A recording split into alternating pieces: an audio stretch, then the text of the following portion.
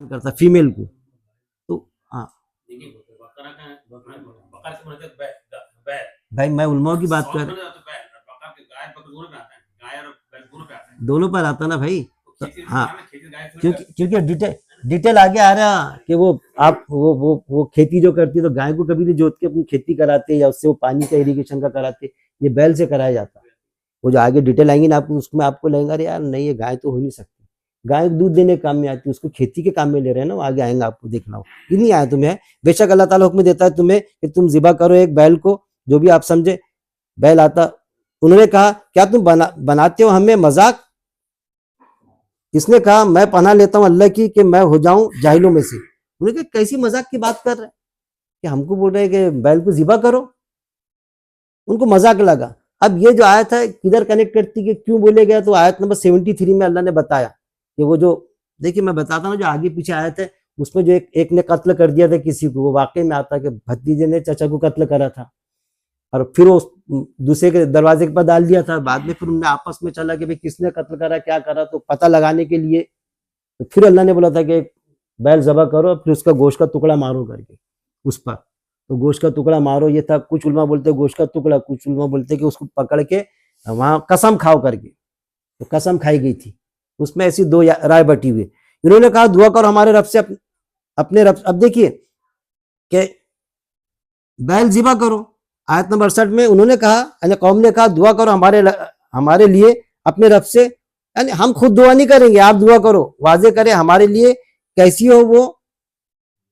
کہا بے شک وہ فرمایا بے شک وہ گائے یعنی بیل نہ بوڑھی ہو نہ چھوٹی اوسط عمر کی ہو, درمیان اس کے تو کرو جو تم کو حکم دیا گیا کہ وہ کیسی ہو. دیکھیے اللہ کو حکم نہیں ماننا تو اس میں کنتو پرنتو لانا, کیسی ہو, پھر اور سارے سوال پہ سوال کرنا, سوال پہ سوال کرنا, بالکل ایسے سوال کہ ہم بچ جائے تو اچھا اس سے. کیسی وہ کہا بے شک وہ فرمایا بے شک وہ گائے نہ بوڑھی ہو نہ چھوٹی ہو اوسط درجے کی, جوان ہونا بوڑھی ہونا بچی ہو لیکن اوسط درجے کی ہو, درمیان اس کے تو کرو جو تم کو حکم دیے جائے.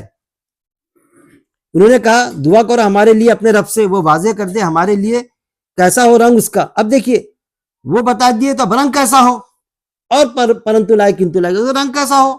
کہا یعنی موسیٰ صلی اللہ علیہ وسلم نے کہا بے شک وہ فرماتا ہے بے شک وہ ایک بیل ہو زرد رنگ کی, خوب گہرا ہو رنگ اس کا, خوش کرتی ہو دیکھنے والوں کو.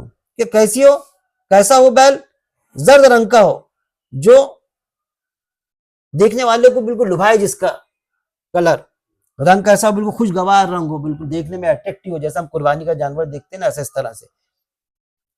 پھر انہوں نے کہا دعا کرو ہمارے لیے اپنے رب سے, وہ واضح کر دے ہمارے لیے کیسا ہو وہ. بے شک بیل مشتبہ ہو گئی ہے ہم پر, اور بے شک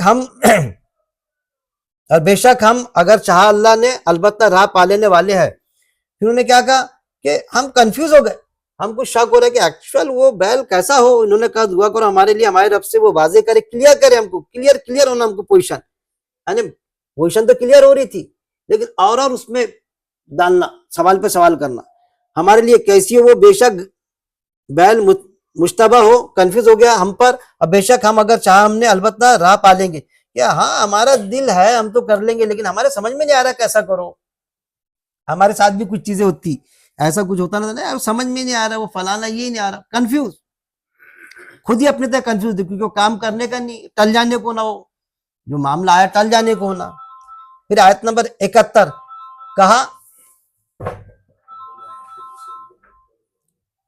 پھر آیت نمبر 71 کہا بے شک وہ, یہ ریڈ والا دبا دینا, ریڈ والا اوپر نہیں, ہاں کہا بے شک وہ فرماتا ہے بے شک وہ ایسا بیل ہو نہ جوتی. دیکھیے یہاں پر بے شک وہ ایسا بیل ہو, کہا بے شک وہ فرماتا ہے بے شک وہ ایسا بیل ہو نہ جوتی گئی ہو یعنی جوتا گیا ہو, کہ وہ ہل چلاتی ہو زمین پہ, یعنی گائے کو ہل چلانے کے لیے استعمال ہوتا ہے کہ بیل ہی استعمال ہوتا ہے, یہاں کلیئر ہی ہو گیا زمین میں. اور نہ وہ سیراب کرتی ہو کھیتی کو, یعنی پانی دینے کے لیے بھی ہوتا, وہ جو کنویں سے کھینچتے نا تو بیل کھینچتا, وہ کیا بولتے تھے اس کو, موٹ کھینچتا بیل, گائے سے تو کھینچ ہی نہیں جاتا. تو یہاں کلیئر ہو جاتا, لیکن باوجود اس کے کہ میرے سمجھ میں آ رہا ہے، آپ کی بھی بات سمجھ میں آ رہی ہے، لیکن علماء کی اکثریت نے گائے گائے کر کے لی اس پر. کیونکہ گائے کی پوجا کرتے نا، پکڑو ان کو، سارا گلاٹا ان پہ ڈالو، کسی نے کرانا تو ڈالو اس پر، جس کی پوجا کرتے وہی ہے کر کے. ایسا نہیں ہوتا. قرآن میں جو ہے نا وہی بیان کرنا، کیونکہ یہاں تو کلیئر ہے نا، سیراب کرتا ہو کھیتی کو، صحیح سلامت ہو، کیونکہ وہ اس کی پوجا کرتے نا. اگر اس کی پوجا کرتے تھے بیل کی تو بیل کو چپکاتے تھے اپن.